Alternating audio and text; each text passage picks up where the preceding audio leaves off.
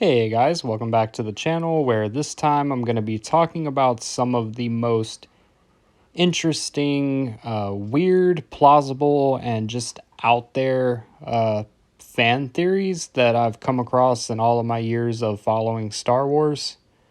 Um, and there's a lot of things in the Star Wars films and TV shows that are kind of left open for interpretation, and I think that's a good thing. So we're going to start off with the first theory, and this is this one's fun. So apparently there is a theory that old Ben Kenobi actually contacted the Empire anonymously and orchestrated the deaths of Uncle Owen and Aunt Beru in order to convince Luke to join him on his mission. Now, in a really dark kind of way, this is kind of hilarious, but I don't think that's actually what happened. There is a lot of like subtext to Obi-Wan just kind of being a not so great person in the original trilogy, but you know, as much as he wanted Luke to follow his destiny, I don't think he would have civilians killed, but you know, sometimes you got to do what you got to do. Next theory, and this is one of the most well-known ones, is the Darth Jar Jar theory. And basically that theory says that Jar Jar Binks was originally intended to be a main Sith character in the prequel trilogy, but because of the negative fan reaction to Jar Jar after The Phantom Menace, the idea was scrapped. And there are some little hints and things that do kind of lend credence to this theory, but ultimately it's just a fun fan theory. You know, you picture this goofy, you know, child-friendly character just being like some ultimate Sith Lord is kind of ridiculous, but it's fun, and it's a beloved theory. And if that was ever something that George Lucas thought about, you know, we'll probably never really know. But you know, Ahmad Best has made some comments that allude that, you know, something along those lines may have originally been planned. But like I said, we'll never know, and for now, it's just a theory. This is a lesser known theory, and this is one that I actually kind of believed when I was a kid and first saw the original movies.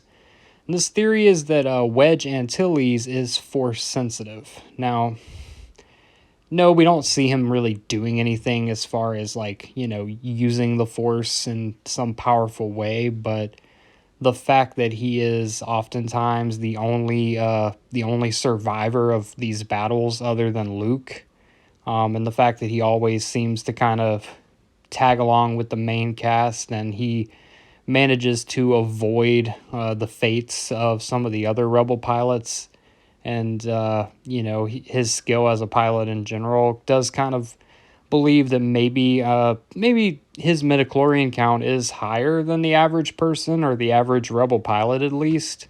But I don't think he's in tune with the Force where he could train to be a Jedi or anything. But you never know. I mean, it's a fun theory to think about. Wedge is a good character, and you know, he was one of my favorites as a kid, and I always wondered, like, you know, how's this random Rebel pilot able to do the things that Luke's doing? But maybe he has the Force. This theory is not one that I'm a fan of, because I think it's true and not true at the same time. This theory kind of basically goes over that Obi-Wan and Yoda's intentions in the original trilogy were always for Luke to save Vader and not kill Vader, in contrary to how many times they actually literally tell him to kill Darth Vader, and they're training him to be powerful enough to kill Darth Vader. The idea here is that they basically were just getting him powerful enough to be able to face Vader, and then once him and Vader came face to face, then that part of Anakin would open up, and it would be that opening that would allow Anakin Skywalker to return and then be saved and brought back to the light. But personally, I don't believe that Obi-Wan and Yoda thought Anakin could be saved, and I really do think that they felt like they were not able to kill him, and only Luke would be powerful enough to do so. Next theory is another popular one. Mace Windu survived Order 66. More specifically, he survived having his hand cut off, blasted with Force lightning, and thrown out of a 7,000-story window. Now, all those things are plausible for a Jedi. We've seen Jedi lose their hands. We've seen Jedi fall from heights. We've seen Jedi, take Force lightning, even from Palpatine. Luke survived Force lightning from Palpatine. But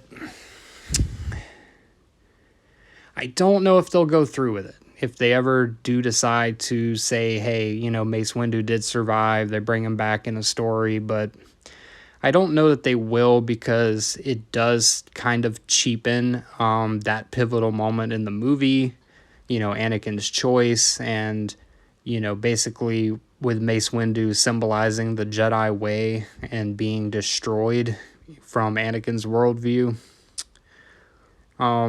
Be really cool. Mace Windu would be an amazing character to come back that they can do a lot with. I just don't know that they'll do it.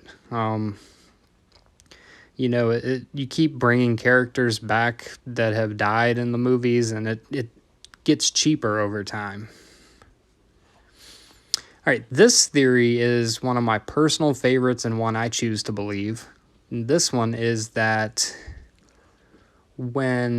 as Padme was dying, Palpatine was using Sith alchemy to transfer her life essence to keep Vader alive, thus basically draining her life force and reviving Anakin enough to be able to put him into the suit and sustain him with the Force. Now, I know a lot of the counter arguments to this theory, and does it kind of lessen the impact of her just dying because Anakin turned to the dark side? Does it make Palpatine seem kind of too involved and too controlling, and it should be about Anakin's choices? But I don't know. It's an interesting theory. When you think about the time that Palpatine invested into studying Sith alchemy and the terrors of the dark side of the Force, I would not be surprised if that was a Sith way of immortality, trying to drain the life essence of others. But it would definitely play into Palpatine's hands. But I don't know, that's, I'll leave that up to the audience. And last theory, and this is one it's almost canon. They just, for whatever reason, they don't want to confirm it, or they're kind of avoiding it. But this one is that the green kyber crystal that Luke uses to construct his saber in Return of the Jedi is the same green kyber crystal used by Qui-Gon Jinn. And this makes a lot of sense because, materials have stated that Luke got the designs of how to build a lightsaber. He got all that information from Obi-Wan's notebook. So it would make a lot of sense that, if he's going through Obi-Wan's hut, if he's looking through Obi-Wan's belongings, that he would find Qui-Gon Jinn's lightsaber, because Qui-Gon Jinn's lightsaber, is confirmed to have been kept by Obi-Wan during his time on Tatooine. We've never seen him get rid of it. But with that being said, makes the universe smaller. Things don't need to be tied together, but think about it. It would tie the prequels and the original trilogy together in such a poetic way. Obi-Wan's master ends up, passing his saber down to Obi-Wan's apprentice in a way. At least the crystal used to construct the saber, and that's the saber that's ultimately used to save Anakin, which was what Qui-Gon set out to do when he found Anakin on Tatooine. A lot of poetic symmetry there, which is definitely a George Lucas thing. But I don't know. Let me know what you think about these theories. Let me know if you want to see me cover more popular Star Wars theories or suggest your own theories. Love reading that stuff. And until next time, may the Force be with you. Now let's blow up that like button and go home.